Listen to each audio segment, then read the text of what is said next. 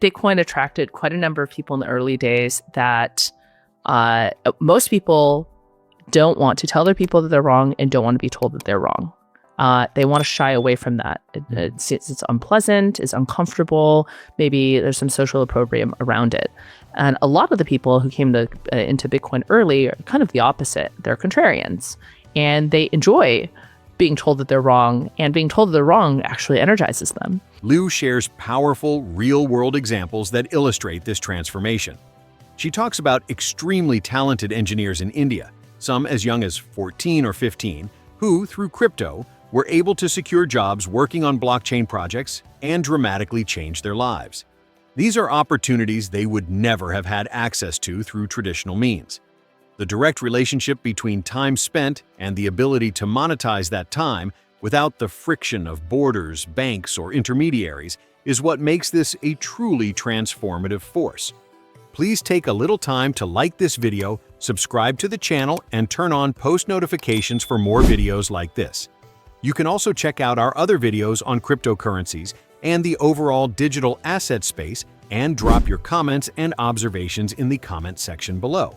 Everything you do helps with the YouTube algorithm and immensely contributes to the channel's growth. Thanks, and enjoy the video. Like we talked about at the very beginning, I think that having these financial rails accessible to everyone is just so important. Of the things to work on, I think that's one of the most exciting. And that provides, there's 5.5 billion people with access to the internet. And those 5.5 billion people now can have access to financial markets. And holding an asset that they want to hold and using that asset in ways they want to use it. And even beyond that, participating in a global economy where you can learn something and monetize that skill set. And that's been at the core of why I got interested in this space in the beginning. You know, people used to call it microwork. And actually what we did with earn.com also was an applied version of microwork, this idea that you could monetize a couple minutes of your time, that anyone can do it. So that got wrapped in 2018 into a certain product type, but that core idea that anyone with access to the internet can do work and get paid for it is pretty amazing, you know? And that is like the broadest way of offering economic opportunity that is like the superset. Well, that's the economic access. I have the option, which is not to say it's going to be 40 hours a week. It's not to say that I want it to be 40 hours a week, which is not to say it should be 40 hours a week, that it should be 100% dominant of the way that any individual does, you know, monetizes their time. But it's the largest economy that's going to exist, which is the economy on the internet. And now anyone can be a participant to that, which is not to say everyone will be an equal participant, but it's at least available to everyone. And I think that's really powerful. And I think that's also very powerful in terms of individual agency, because if everyone has access to the same learning content and the same job opportunities, but then clearly out of 10 people, they're not all going to do the same quality job, and maybe you only hire one out of those 10 people. But maybe for that one person, this was an opportunity they never would have had access to before. We have so many of these stories in crypto.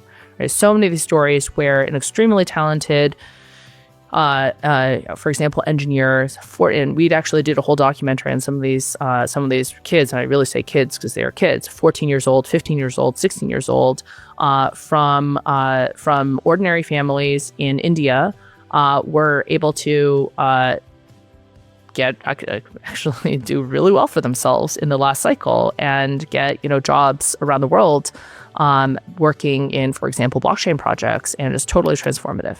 And that's the type of thing that was never possible before the internet, and even got supercharged with crypto, because there's this more direct relationship between time spent and the ability to sort of to monetize that time in crypto.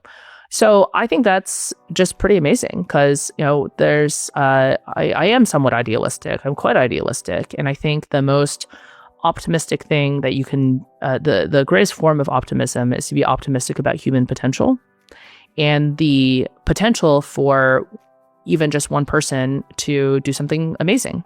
And if you increase the at-bats that you have for that, then I think we all win from that. So Bitcoin's the only one where the infrastructure is called the blockchain, which a blockchain is what? It keeps a record of who owns what, when, what and when, and how much, right?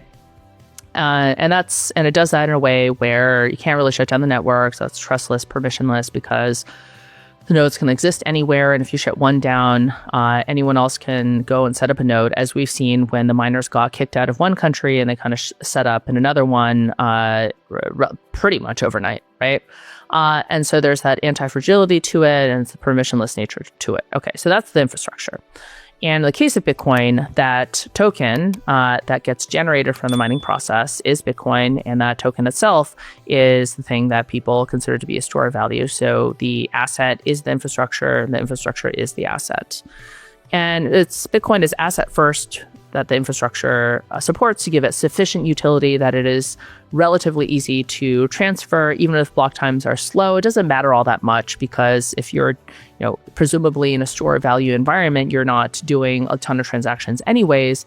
And so transaction cost, efficiency, speed, all those types of things matter a little bit less for the use case. And what matters more is the stability of that store of value, because it's that as a store of value, you've got to know that it's going to be as valuable tomorrow as it is today in perpetuity. And so stability is more important than speed. She uses Bitcoin as the quintessential example of an asset-first network.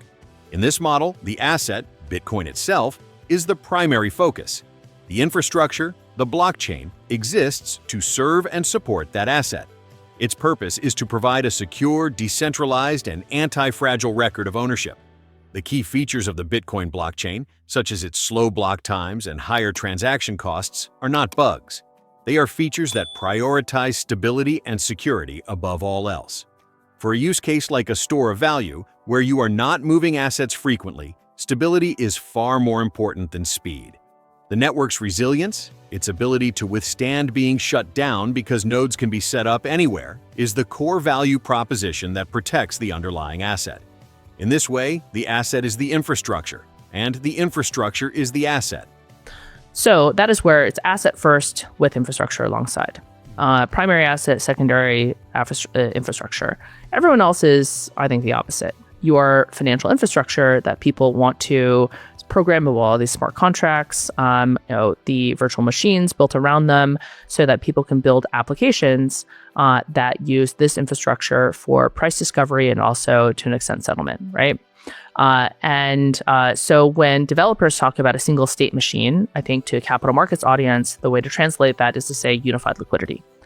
And so this is where it's infrastructure for a whole variety of different assets to exist in an interchangeable world that can be recomposed with one another, and all the different assets are adjacent and easily exchanged, swapped, recomposed, put into a basket, vaulted, and so all of the assets and all the primitives are all in one environment. You can do whatever you want with whatever, or not do whatever you want if you want to permission things, right?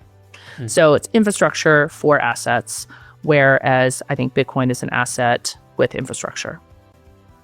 And I think that's the difference. Mm-hmm. And everyone after Bitcoin is infrastructure for assets. The token that coordinates all the validators within the Solana network so that you can operate this permissionless infrastructure that is, and it's important for it to be permissionless, because if you were to, let's say you had all of your validators in the most centralized version would be to have one single server. You could just turn the off switch.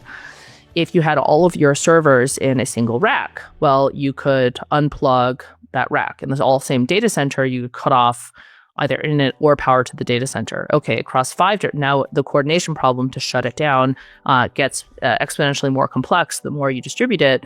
But then the whole trade-off space within crypto has been to say, well, there's such value in being permissionless, because that gives you truly global scale of everyone on the internet, all of humanity versus any one company or any one country. So the trade-off is fundamentally UI and speed for the permissionless nature of blockchain. And another way to say that is, if you make it truly permissionless, then you've increased the potential addressable market to be 5.5 billion people versus if you were to take the more company view or application-specific view on it, I'm going to optimize for latency and UI, but then your addressable market is, that scope of a single company. And there will be multiple companies in a country. And so that's essentially the trade-off. And so that's kind of the way I see it, at least. What we need to get better at is, and I think this is a natural evolution of how an ecosystem grows. So first of all, I think in the industry, there are a number of these dichotomies that people have come to subconsciously accept that you're either one or the other. And even beyond crypto, I think there's false dichotomies all over the place. You want to name one that is ever present, persistent. I think a totally false dichotomy that has nothing to do with crypto is when people say, this person is a strategic thinker versus this person is a good operator, meaning does things. Okay. Why is that a choice? We've all met people who are strategic and can execute. And so how many times have you heard, the CEO is a real strategic thinker, and then the COO is the one who does things? You're like, well, wouldn't you be better off if you just had a CEO who is the strategic thinker and could also just do things him or herself? False dichotomy. And so some of the false dichotomies, but are very just part of reality that we have in crypto, is, to name two of them, is the East versus West part of crypto. And then another one is it's either about the tech or it's about the distribution. And what I think one of the opportunities for Solana is that we're blessed to not have to fit into either of those dichotomies because of just some of the way Solana came to be, or just some of the things that exist in the ecosystem. And so on the East versus West dimension, the way it is oftentimes been observed is that the West, these are great generalizations, right? But the West is better at core technology, protocol engineering, like the hardcore tech. And then the East, which is typically concentrated in GMT plus 8, that's where you just have a lot more people. You just have many more people who live there. There's billions of people who live in GMT plus 8. It's like probably close to 2 billion people, plus or minus 1 time n of GMT plus 8. And it's very mobile driven, and people are just on their phones, on the internet all the time, right? So, okay, well, that's where distribution is, and the tech is in the West, and the distribution is over there. Somewhat false dichotomy.